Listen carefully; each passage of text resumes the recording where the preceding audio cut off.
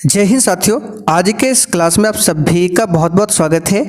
तो साथियों, बिहार पुलिस मध्य निषेध सिपाही और कक्षपाल की भर्ती के लिए आज हमारा सुपर प्रैक्टिस सेट नंबर 10 चलेगा, जिसमें साथियों हम लोग जीके और साइंस को मिलाकर टोटल 50 सिलेक्टेड प्रश्नों को कवर करने वाले हैं, जो कि आपके एग्ज़ाम के लिए बहुत ही ज़्यादा महत्वपूर्ण होगा। और जिनको भी इस एग्ज़ाम के लिए बैच को ज्वाइन करना है, आपका बैच स्टार्ट हो चुका है, इसमें तैयारी भी चल रहा है, डेली आपको नोट्स पीडीएफ सब कुछ दिया जा रहा है। इस बैच को ज्वाइन करने के लिए ये हमारा व्हाट्सअप नंबर है, इस पर मैसेज करके बता सकते हैं कि मध्य निषेध सिपाही के लिए हमको बैच ज्वाइन करना है। तो चलिए इसी के साथ आज के सेट को स्टार्ट करते हैं। तो देखिए, आज का पहला क्वेश्चन है, निम्नलिखित में से कौन सा देश भारत के साथ सबसे छोटी सीमा साझा करता है? नेपाल, म्यांमार, भूटान या फिर डी अफगानिस्तान।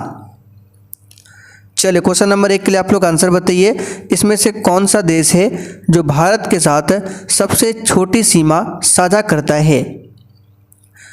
तो यहाँ पर इस क्वेश्चन का आंसर अगर आप लोग ऑप्शन डी बता रहे हैं तो आपका बिल्कुल सही जवाब है। अफगानिस्तान जो है भारत के साथ सबसे कम सीमा साझा करता है। कितना करता है? तो लगभग 106 किलोमीटर। कितना? 106 किलोमीटर। अच्छा, सबसे अधिक भारत के साथ सीमा साझा कौन करता है? तो सबसे अधिक करता है बांग्लादेश। कौन करता है? बांग्लादेश। कितना करता है? तो 4096.7 किलोमीटर लगभग।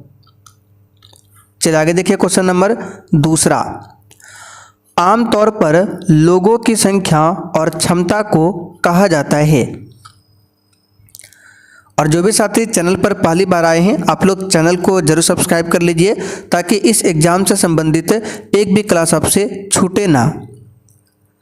तो देखिए, आमतौर पर लोगों की संख्या और क्षमता को कहा जाता है मानव संसाधन।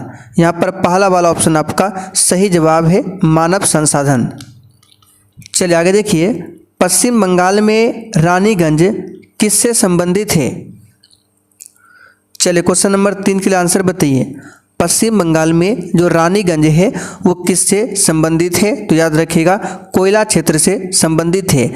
यहाँ पर पहला वाला ऑप्शन आपका राइट है। रानीगंज की बात करें तो रानीगंज कोल्ड फील्ड जो है भारत का प्रथम कोयला खान है। तो ये क्वेश्चन यहाँ से पूछा जाता है, ध्यान रखिएगा। अच्छा, झारखंड का पूछे कि कौन सा क्षेत्र भारत का सबसे बड़ा कोयला खनन क्षेत्र है? तो झरिया। झारखंड का जो झरिया है भारत का सबसे बड़ा कोयला खनन क्षेत्र है। और कोयला को क्या बोला जाता है? तो उद्योग की जननी की संज्ञा दी जाती है कोयला को।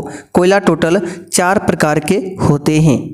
और साथ ही यहाँ पर आप लोग देख सकते हैं, आपके बैच में 1 लाइनर बूस्टर जी के नोट्स का सेट 13 तक अपलोड हो चुका है। यहाँ पर आप लोग देख सकते हैं, ये जो नोट्स है आपके एग्जाम के लिए बहुत ही ज़्यादा महत्वपूर्ण है। क्लास में हम आपको जो भी एक्स्ट्रा क्वेश्चन बताते हैं वो सब आपको लिखा हुआ यहाँ पर मिल जाएगा, आपको लिखने की ज़रूरत नहीं है। और इस प्रकार से लगभग आपको 55 से 60 नोट्स दिया जाएगा, जो कि आपके एग्जाम के लिए काफ़ी है। तो ये सब कहाँ पर मिलेगा? बैच में। ये हमारा व्हाट्सअप नंबर है, इस पर मैसेज करके बता सकते हैं कि सर हमें मध्य निषेध सिपाही या फिर कक्षपाल के लिए नोट्स चाहिए। आगे देखिए, बिहार के निम्नलिखित में से किस जिले में कहलगांव थर्मल पावर प्लांट स्थित है? तो यह है भागलपुर में। कहाँ पर है? भागलपुर में। सी वाला ऑप्शन यहाँ पर आपका सही है, भागलपुर। चलिए आगे देखिए, भारत के राष्ट्रपति जो लोकसभा के अध्यक्ष भी थे, बताइए कौन है? आंसर है नीलम संजीव रेड्डी। डी वाला ऑप्शन यहाँ पर आपका सही जवाब है, ध्यान रखिएगा। नीलम संजीव रेड्डी की बात करें तो 4ठी और 6ठी लोकसभा के अध्यक्ष बने थे। नीलम संजीव रेड्डी जो है भारत में निर्विरोध निर्वाचित होने वाले एकमात्र राष्ट्रपति थे, नीलम संजीव रेड्डी। यहाँ पर डी वाला ऑप्शन आपका सही है। चलिए आगे देखिए, भारत में केंद्र में गैर कांग्रेसी सरकार कब बनी थी? बताइए, भारत में केंद्र में गैर कांग्रेसी सरकार कब बनी थी? तो यहाँ पर इसका सही जवाब है 1977 में बनी थी। बी वाला ऑप्शन यहाँ पर आपका सही जवाब है। और उस प्रधानमंत्री का नाम क्या था? मोरारजी देसाई।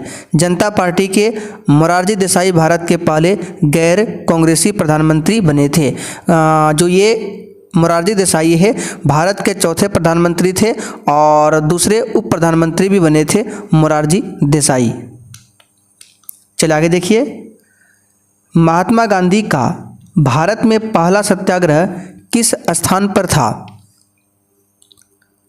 और सेशन के लास्ट में आपको किस प्रकार से बैच को ज्वाइन करना है इसके बारे में बताएंगे, इसलिए आप लोग पूरा सेशन को ध्यान से देखिए। तो महात्मा गांधी का भारत में पहला सत्याग्रह जो है चंपारण में हुआ था। कब हुआ था? 1917 में। अच्छा, अगर आपसे पूछे गांधी जी ने सत्याग्रह का सर्वप्रथम प्रयोग कहाँ पर किया था, तो याद रखिएगा दक्षिण अफ्रीका में किया था। कहाँ पर किया था? दक्षिण अफ्रीका में। आंसर यहाँ पर क्या हो जाएगा? डी वाला ऑप्शन। और चंपारण सत्याग्रह जो हुआ था, चंपारण सत्याग्रह के कारण क्या हुआ था? अंग्रेजों ने 3 कठिया प्रथा को समाप्त करने की घोषणा किया था इसी चंपारण सत्याग्रह के कारण। आगे देखिए, निम्नलिखित में से किसने रॉलेट एक्ट को काला कानून कहा था? तो ये कहा था मोहनदास करमचंद गांधी यानी कि महात्मा गांधी ने। बी वाला ऑप्शन यहाँ पर आपका सही जवाब है, ध्यान रखिएगा, महात्मा गांधी। आगे देखिए, शिकागो में 1893 में विश्व धर्म संसद में किसने भाग लिया था? देखिए, विश्व धर्म सम्मेलन जो है 1893 में हुआ था। कहाँ पर? शिकागो में। और इसमें भाग लिया था स्वामी विवेकानंद ने। बी वाला ऑप्शन यहाँ पर आपका सही जवाब है। स्वामी विवेकानंद को आधुनिक भारत का आध्यात्मिक पिता माना जाता है। स्वामी विवेकानंद के गुरु कौन थे? रामकृष्ण परमहंस। दयानंद सरस्वती की बात करें तो इन्होंने 1875 में आर्य समाज की स्थापना किया था। राजा राम मोहन राय की बात करें तो 1828 में इन्होंने ब्रह्म समाज की स्थापना किया था और 1829 में सती प्रथा के अंत में सहयोग किया था राजा राम मोहन राय ने। आगे देखिए, भारतीय स्वतंत्रता अधिनियम कब पारित हुआ था? बताइए।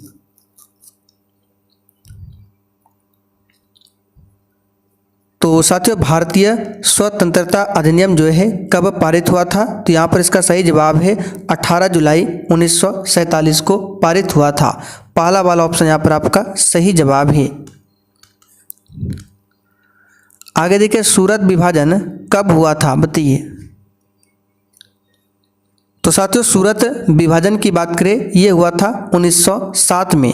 और इस सूरत विभाजन में कांग्रेस जो है नरम दल एवं गरम दल में विभाजित हुआ था। और इस सूरत अधिवेशन की अध्यक्षता किसने किया था? रास बिहारी बोस ने किया था। फिर गरम दल और नरम दल एक कब हुए थे? तो 1916 में जो लखनऊ अधिवेशन हुआ था इसी में फिर से नरम दल एवं गरम दल एक हुआ था। इस 1916 वाले जो लखनऊ अधिवेशन है इसकी अध्यक्षता किसने किया था? तो याद रखिएगा A.C. मजूमदार ने। किसने किया था? A.C. मजूमदार ने। आगे देखिए, ऋग्वेद किसका सबसे पहला नमूना है? इसका आंसर है इंडो यूरोपीय भाषा का। यहाँ पर पहला वाला ऑप्शन आपका सही जवाब है।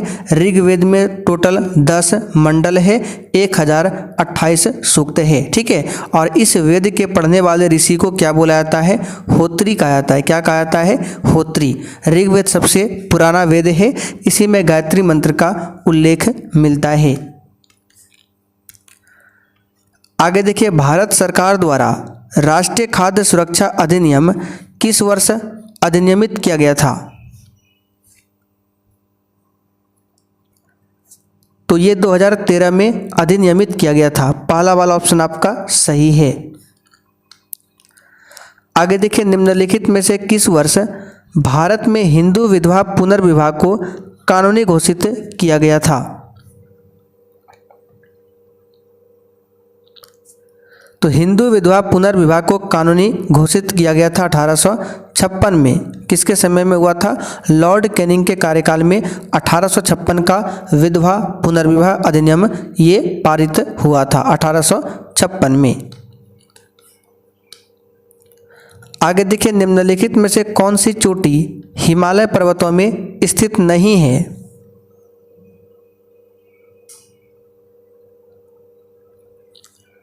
तो यह है काल सुबई की चोटी। ये हिमालय पर्वतों में स्थित नहीं है, ये पश्चिमी घाट की चोटियां हैं काल सुबई। बाकी कामेट, अन्नपूर्णा, नंदा देवी ये हिमालय पर्वत की चोटी है। काल वैशाखी निम्नलिखित में से किस राज्य से संबंधित है? एक भी क्वेश्चन को छोड़ना नहीं है, बताइए इसका आंसर क्या होगा।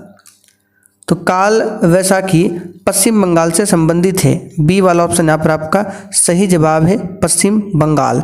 पश्चिम बंगाल की राजधानी कहाँ पर है? कोलकाता, जो कि हुगली नदी के किनारे बसा हुआ है। जूट उत्पादन में नंबर 1 पर कौन आता है? पश्चिम बंगाल। आगे देखिए, निम्नलिखित में से कौन सी अंतर्राष्ट्रीय एजेंसी विश्व में विनिमय दर प्रणाली से संबंधित है? तो यह है अंतर्राष्ट्रीय मुद्रा कोष, यानी कि इंटरनेशनल मॉनेटरी फंड। इसका मुख्यालय कहाँ पर है? वाशिंगटन डीसी में। विश्व बैंक का मुख्यालय कहाँ पर है? तो वाशिंगटन डीसी में। भारतीय रिजर्व बैंक का मुख्यालय कहाँ पर है? मुंबई में। एक लेंस की क्षमता -2.5 डायोप्टर है, तो लेंस की फोकस दूरी और प्रकृति क्या होगी? तो यहाँ पर देखिए, लेंस की अगर क्षमता की बात करें, पावर निकालें, तो P बराबर होता है 1/f। तो P का मान दिया है -2.5 बराबर क्या हो जाएगा? 1/f। यानी फोकस दूरी निकालना है, तो यहाँ पर क्या हो जाएगा? -2.5 f बराबर 1। तो f बराबर क्या हो जाएगा? 1/-2.5।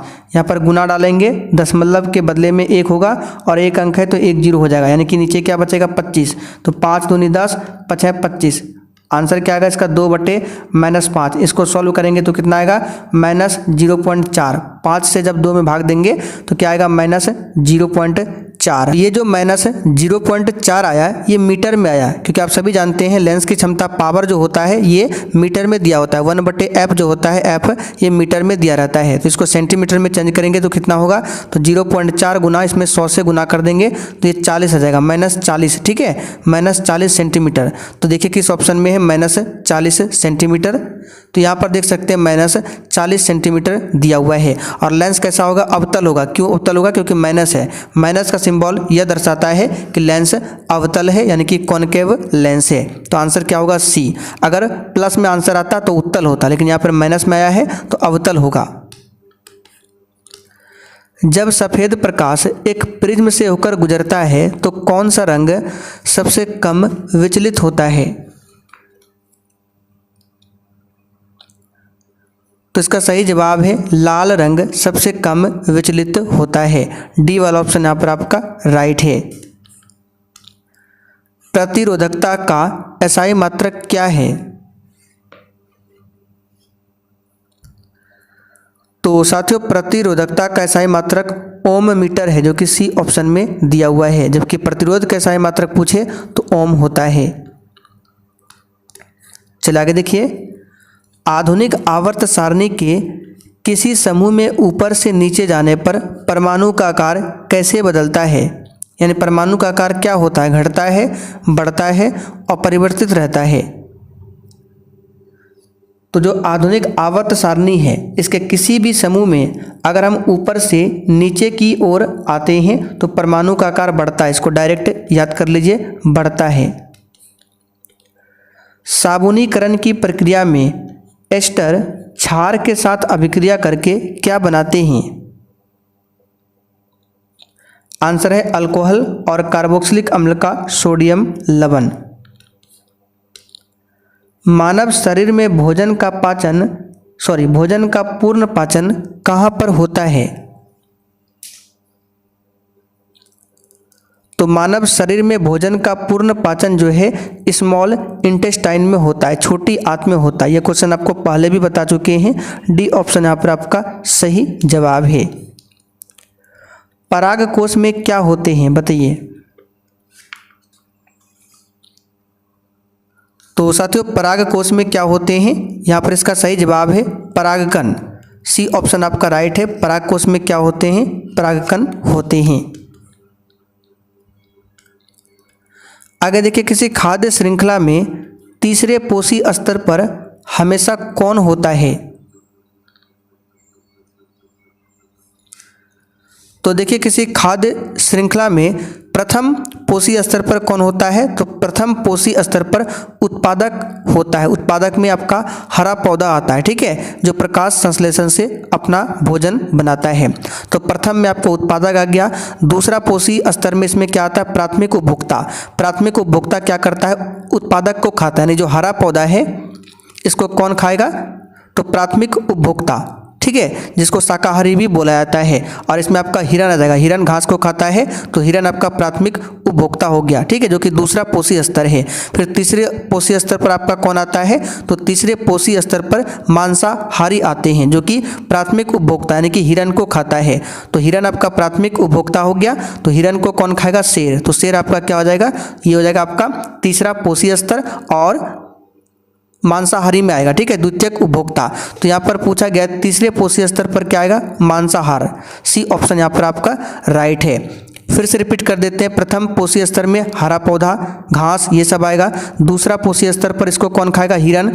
तो दूसरे पर हिरन आ जाएगा। तीसरे पर कौन आएगा? हिरन आपका शाकाहारी है। तीसरे पर हिरन को कौन खाता है? शेर, ठीक है, बाघ। तो ये आपका मांसाहार है। तो सी ऑप्शन आपका सही है, मांसाहारी। फेफड़े कहाँ स्थित होते हैं? बताइए। चलिए, क्वेश्चन नंबर 26 के आंसर बताइए। फेफड़े कहाँ पर स्थित होते हैं?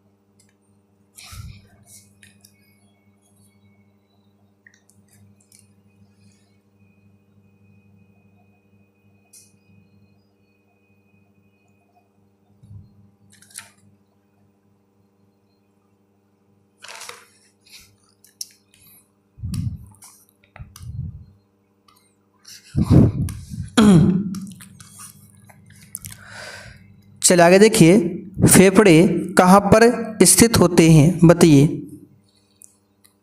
तो इसका सही जवाब है फुफ्फुस वार्णीय गुहिका में फेफड़े स्थित होते हैं। आगे देखिए, नवजात बच्चों के लिए सबसे आदर्श भोजन निम्नलिखित में से क्या है? ये क्वेश्चन हमने शायद आपको कल भी बताया था। तो इसके लिए है माँ का दूध। डी ऑप्शन यहाँ पर आपका राइट है। हाइड्रोक्लोरिक अम्ल यानी कि HCl किसकी कोशिकाओं से स्रावित होता है? तो यहाँ पर इसका सही जवाब क्या होगा? ये स्रावित होता है पेट से, पेट के अमाशय से। बी वाला ऑप्शन यहाँ पर आपका राइट है। आगे देखिए, वर्गीकरण विज्ञान किससे संबंधित विज्ञान है? तो यहाँ पर इसका सही जवाब क्या है? वर्गीकरण विज्ञान जो है किससे संबंधित विज्ञान है? तो इस क्वेश्चन का आंसर हो जाएगा आपका वर्गीकरण से। सी वाला ऑप्शन राइट है। चलिए आगे देखिए, विमा MLT2 किसके अनुरूप है? यहाँ पर सही कर लीजिए, MLT पर पावर -2 होगा। क्या होगा? -2। ये किसके अनुरूप है, यानी किसका डायमेंशन है? तो ये बल का डायमेंशन है। MLT पर पावर -2, इसको याद कर लीजिए, बल का डायमेंशन है। बल का SI मात्रक न्यूटन होता है। संचार में प्रयुक्त फाइबर ऑप्टिकल केबल किस सिद्धांत पर कार्य करता है? तो ये प्रकाश के संपूर्ण आंतरिक परावर्तन पर काम करता है। डी वाला ऑप्शन यहाँ पर आपका राइट है। अधिकांश क्रस्टेशिया की बाहरी त्वचा किस कार्बोहाइड्रेट से बनी होती है? चलिए क्वेश्चन नंबर 32 के लिए आंसर बताइए। अधिकांश क्रस्टेशिया की बाहरी त्वचा जो है किस कार्बोहाइड्रेट से बनी होती है? तो यहाँ पर इस क्वेश्चन का आंसर क्या होगा? काइटिन। सी वाला ऑप्शन आपका राइट है, काइटिन। चलिए आगे देखिए, रक्तचाप किसका अधिक स्राव होने से बढ़ सकता है? बताइए, ब्लड प्रेशर जो है किसका अधिक स्राव होने से बढ़ सकता है? तो इस क्वेश्चन का आंसर है थायरॉक्सिन हार्मोन के अधिक स्राव होने से रक्तचाप बढ़ सकता है। ए वाला ऑप्शन आपका राइट है। आगे देखिए, भोपाल गैस त्रासदी 1984 किससे संबंधित है? तो भोपाल गैस त्रासदी की घटना 3 दिसंबर 1984 को हुआ था। ठीक है, ये आपका संबंधित है, किससे संबंधित है? तो इसका सही जवाब है मिथाइल आइसोसाइनाइड गैस का रिसाव हुआ था। ठीक है, जो कि 3 दिसंबर 1984 को ये घटना घटित हुआ था। निम्नलिखित में से किसे जीवन का भौतिक आधार माना जाता है? तो प्रोटोप्लाज्म यानी कि जीव द्रव्य को जीवन का भौतिक आधार माना जाता है। इस क्वेश्चन को याद कर लीजिए, इंपॉर्टेंट है। डी वाला ऑप्शन आपका राइट है। सूत्रकनिका ये हिंदी नाम है, इसका इंग्लिश में नाम होता है माइटोकॉन्ड्रिया। ठीक है, माइटोकॉन्ड्रिया को हिंदी में सूत्रकनिका कहा जाता है। निम्न में से किस ग्रंथि में पित्त उत्पादित होता है? तो साथियों, पित्त जो है एक तरल है जो यकृत द्वारा निर्मित और उत्सर्जित होता है, यकृत के द्वारा। और पित्त कहाँ पर जाकर जमा होता है? पित्ताशय में। आगे देखिए, निम्नलिखित में से किन कोशिकाओं से इंसुलिन का रिसाव होता है? तो कई बार बता चुके हैं इंसुलिन में कौन सा धातु मौजूद होता है। तो इसमें जिंक पाया जाता है और ये निकलता है अग्नाशय के बीटा कोशिका से। बीटा कोशिका देखिए बी ऑप्शन में दिया हुआ है। और इसकी कमी से कौन सी बीमारी होती है? तो इसकी कमी से होता है कौन सा? मधुमेह रोग। जब एक बस अचानक से चलती है तब बस में बैठे यात्री पीछे की ओर गिरने के लिए प्रवृत्त होते हैं। यह घटना एक उदाहरण है, बताइए किसका? तो स्थिरता का जड़त्व का उदाहरण है। पहला वाला ऑप्शन यहाँ पर आपका राइट है। एक परमाणु द्रव्यमान संख्या को कैसे निर्धारित किया जाता है? तो परमाणु द्रव्यमान संख्या को कैसे निकाला जाता है? प्रोटॉन की संख्या और न्यूट्रॉन की संख्या को जोड़कर। ठीक है, प्रोटॉन की संख्या और न्यूट्रॉन की संख्या को जोड़कर। तो देखिए सी ऑप्शन में दिया हुआ है, कुल प्रोटॉन और न्यूट्रॉन की संख्या को जोड़कर परमाणु द्रव्यमान संख्या निकाला जाता है। निम्नलिखित में से कौन सी अभिक्रिया सूर्य से विकिरित होने वाली ऊर्जा का मुख्य कारण है? तो सूर्य से जो विकिरित ऊर्जा होती है, इसमें कौन सा रिएक्शन काम करता है? तो यह है नाभिकीय संलयन। बी ऑप्शन आपका राइट है, नाभिकीय संलयन। ठीक है, चितरंजन रेल इंजन कारखाना की स्थापना किस पंचवर्षीय योजना के दौरान की गई थी? आंसर है पहली पंचवर्षीय योजना। पहली पंचवर्षीय योजना 1951 में स्टार्ट हुआ था और 1956 तक चला था। आगे देखिए, निम्नलिखित में से किस अनुच्छेद में इंडिया को भारत भी कहा गया है? तो किस अनुच्छेद में कहा गया है? अनुच्छेद 1 में कहा गया है। आगे देखिए, the loyal Mohammedans of India निम्नलिखित में से किसका एक समाचार पत्र था? इस क्वेश्चन का आंसर है सैयद अहमद खान का। चलिए आगे देखते हैं, निम्नलिखित ऐतिहासिक घटनाओं को उनके काल क्रमानुसार व्यवस्थित करें। चंपारण सत्याग्रह, बंगाल विभाजन, जालियांवाला बाग हत्याकांड। तो चंपारण सत्याग्रह आप सभी जानते हैं 1917 में हुआ था। बंगाल विभाजन हुआ था 1905 में और ये हुआ था 1919 में। तो सबसे पहले यहाँ पर 2 नंबर हो जाएगा, उसके बाद आपका 1 नंबर और फिर लास्ट में 3 नंबर, 2 1 3। तो यहाँ पर देख सकते हैं सी ऑप्शन में दिया हुआ है। निम्नलिखित में से कौन सी सभ्यता अपने नगर नियोजन के लिए प्रसिद्ध है? तो यह है सिंधु घाटी की सभ्यता। कौन सी सभ्यता है? सिंधु घाटी की सभ्यता।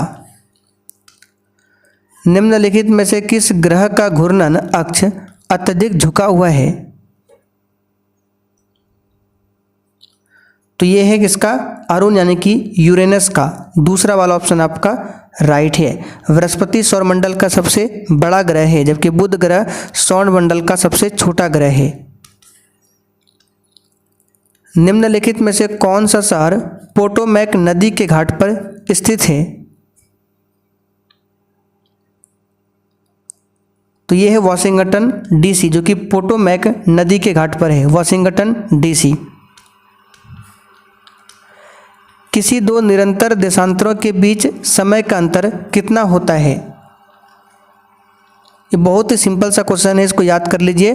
किसी दो निरंतर देशांतरों के बीच समय का अंतर 4 मिनट होता है। कितना होता है? 4 मिनट। निम्नलिखित में से किसकी संचय क्षमता सबसे अधिक है?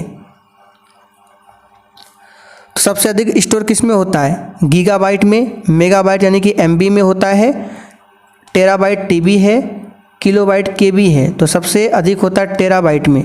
सी ऑप्शन यहाँ पर आपका सही जवाब है। किस में होता है? टेराबाइट में होता है। कंप्यूटर में डाटा की सबसे छोटी इकाई पूछे तो ये होता है बिट। ठीक है, क्या होता है? बिट। और 8 बिट मिलकर, ठीक है, 8 बिट मिलकर 1 बाइट बनता है। क्या बनता है? 1 बाइट बनता है। आबा हमरा भेजी लौट माँ बाबा नहीं सीखा पड़ता तो जल्दी चीज तब अब नहीं सीखता है तो 2 महीना 3 महीना पढ़ाई देखो तो की पढ़ाई मास्टर और हमरा गलती छा कर बाबा तब जहाँ तक होता मेहनत करवा सिखाए कोशिश करवा नहीं तो हम की करिए बताओ। ठीक से कॉलेज भेज दिया गुटिया काट हम आ गया घटो देते ना इसे घिसता 1 2 3 कितना मिटाएंगे? 8 साल तक पढ़ा तो मास्टर क्या पढ़ाया तुझे? पैसा लेकर छोड़ दिया। अरे कुछ तो पढ़ाया होगा ना? हो गया आपका। है कि एक लास्ट खाली 50 नंबर है। जा रहे हैं चलें नीचे तुरंत 5 मिनट में जा रहे हैं चलें।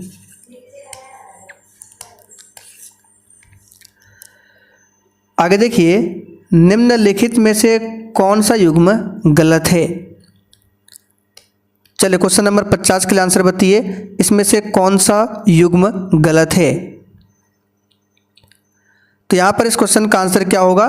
देखिए यहाँ पर बिहू दिया है बिहार, यही गलत है। बिहू बिहार का नहीं है, बिहू असम का है। तो बी वाला ऑप्शन यहाँ पर आपका राइट है। ये वाला क्या है? गलत है। बाकी सभी सही है। लावनी महाराष्ट्र का, भांगड़ा पंजाब का, घूमर राजस्थान का। तो साथियों आज का सेट आपका यहीं पर कंप्लीट होता है। अब जिनको भी इस एग्ज़ाम के लिए नया बैच को ज्वाइन करना है, आइए आपको बताते हैं किस प्रकार से बैच को ज्वाइन करना है। तो देखिए बैच को ज्वाइन करने के लिए सबसे पहले आपको प्ले स्टोर से ये वाला एप्लीकेशन को डाउनलोड कर लेना है। उसके बाद आपको ऑल कोर्स पर क्लिक करना है। ऑल कोर्स पर क्लिक करने के बाद सबसे नीचे आ जाना है और यहाँ पर देखिए ये बैच मिल जाएगा। तो पेमेंट करके इस बैच को आप लोग परचेज कर सकते हैं। कोई भी डाउट हो तो यहाँ पर देखिए हमारा व्हाट्सअप नंबर है, इस पर मैसेज करके बता सकते हैं। ऑलरेडी बहुत सारे बच्चों ने बैच को परचेज कर लिया है और अपनी तैयारी भी कर रहे हैं। तो आप लोग पीछे मत रहिए, फटाफट से बैच को ज्वाइन करके अपने तैयारी को स्टार्ट कीजिए।